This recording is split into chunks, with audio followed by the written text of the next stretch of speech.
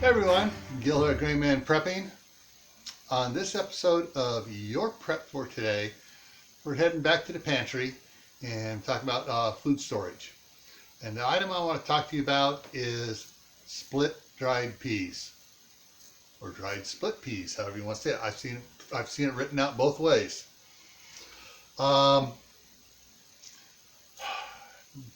You got to be careful where you're getting some of your preps. Don't just buy it the first place you get to. Shop around. This is an example of one of those items.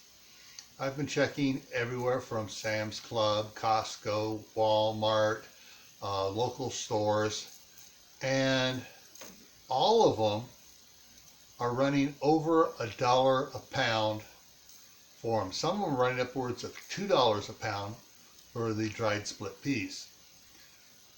One of the things that I have found out here, there's a company called US Foods, and they bought out another company called Smart and Final, and they've opened up and they've turned all the Smart and Final stores into the Chef Store.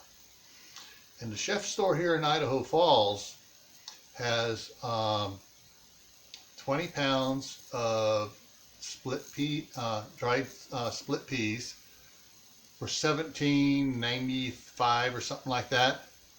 Less than $1 a pound. Way less, a couple dollars less. Oh, a couple dollars less. A couple dollars, so 20 pounds, $18 rounded up. So you're $2 less from it being the dollar a pound mark for the 20 pound bag. Do the math yourself. Anyways, so it's less than $1 a pound there, and so I was going to be getting some at the cheapest place. Otherwise, I found so far had been Walmart. I was going to get it there, but that was like $1.25 a pound. So I'm saving, 30 cents a pound getting it at the other store. Be smart in buying and doing your preps and buying your preps, because you can save a lot of money that way. All right. Okay. So.